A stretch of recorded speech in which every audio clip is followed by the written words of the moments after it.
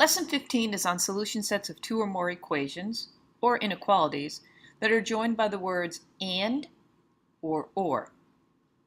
So let's first use the words for math for and that is the big word conjunction. So there's the word conjunction, and that means we join things together by using the word and. And conjunction sounds like the word conjoin. Most people have heard the word conjoined used with conjoined twins. People who are born attached maybe at the hip or some other part. A disjunction means to join together using the word or. And you've heard this word as disjointed. I can have one or the other. I'm discombobulated. I'm mixed up. I'm disjointed. You can disjoint your finger or your arm or your shoulder. So I want to show you one of my favorite things from when I was young. It is conjunction junction. What's your function? Hooking up words and phrases and clauses. Conjunction junction, how's that function? I got three favorite cars that get most of my job done. Conjunction junction, what's their function? I got and, but, and or, they'll get you pretty far. And, that's an additive, like this and that. But, that's sort of the opposite. Not this, but that. And then there's or, O-R. When you have a choice like this or that. And but and or get you pretty far. Conjunction junction, what's your function? Hooking up two boxcars, making them run right. See, when I was younger than you guys have Common Core. We had Schoolhouse Rock. So every Saturday morning, ABC would show these lovely little things about how to be a Bill, or your parents will remember this, conjunction junction, to help us learn while we were watching cartoons. They were actually pretty fun, though. All right, so let's look at what a conjunction graph would look like.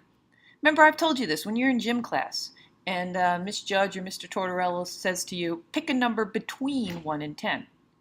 In essence, they're telling you, you can't pick 1 or 10. You've got to pick a number between 1, and there's our key word, and 10. So this is why it is a conjunction. So that means I would use an open circle on 1,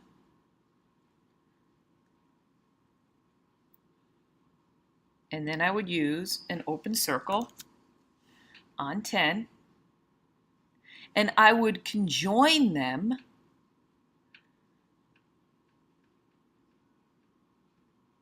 with a line. And I'm going to make that line a little bigger so we can see it.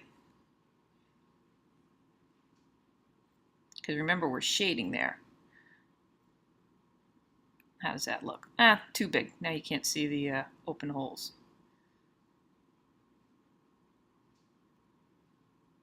Here we go. There's our graph. Now I'm just going to change my words a little bit. It says pick a number from 1 to 10. Now wait a second. I don't see the word and in there, but this is indeed a conjunction.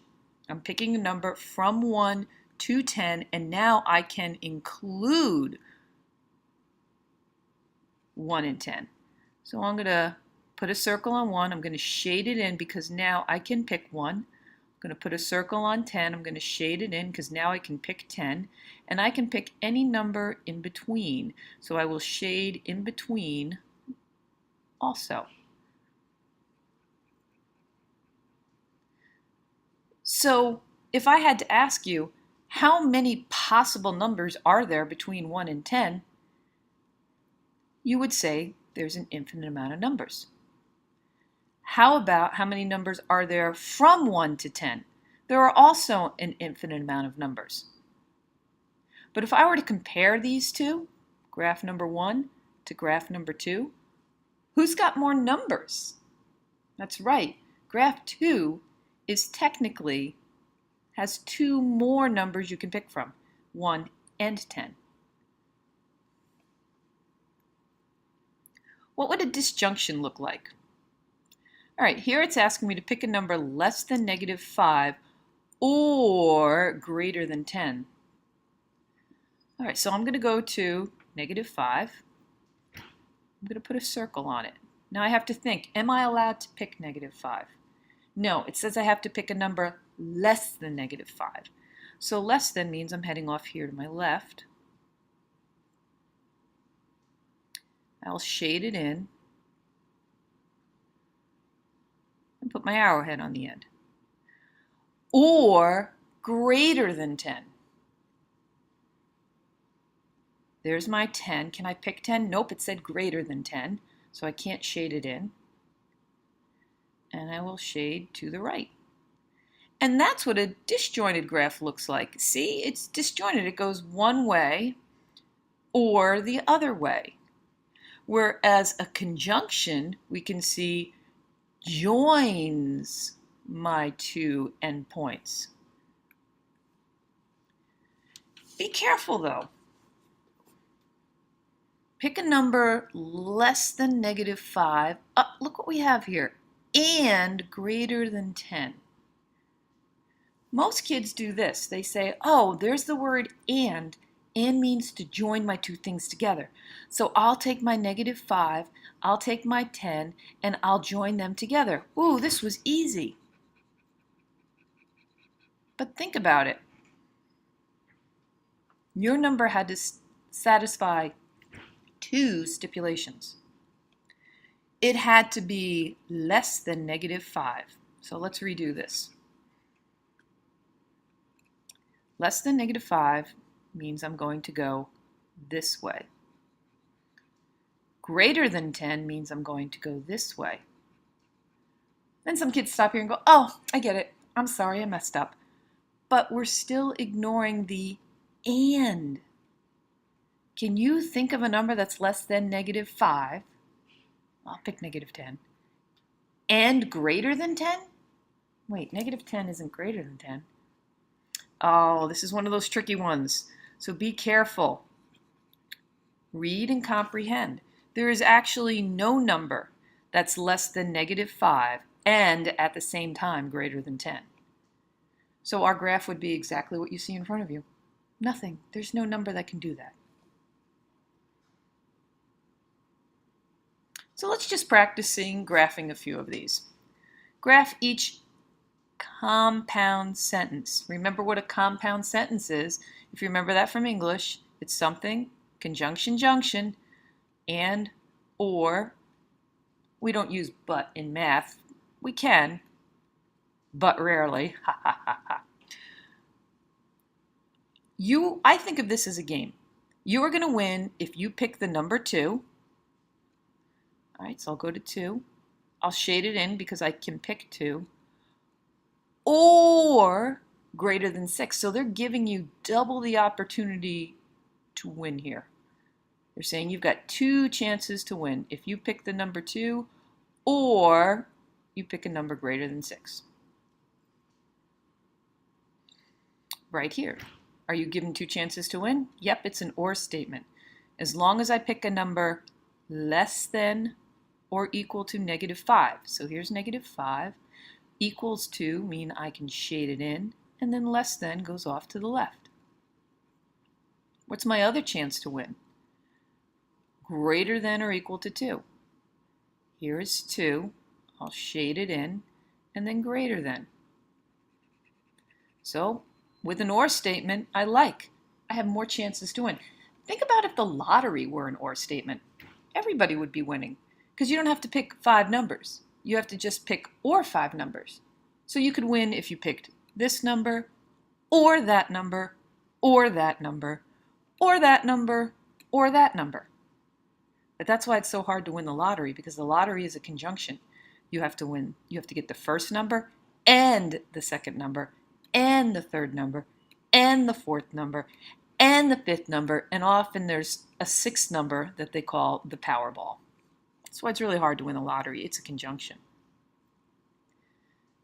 All right, so what is this statement? That looks weird. Well, let me read it. Here's my variable. So x is greater than 1. See, because the alligator's eating the x, so x is greater than 1. And at the same time, the number you pick, x, has to be less than 3. Now add on to the fact that we've got equal signs also. So x is greater than or equal to 1, and x is less than or equal to 3. So we've got a lot going on here. So this is really a conjunction in disguise because you only have one opportunity to win. Your number has to be in between 1 and 3, and you could win on 1 or 3. So it's a conjunction. I'm joining 1 to 3.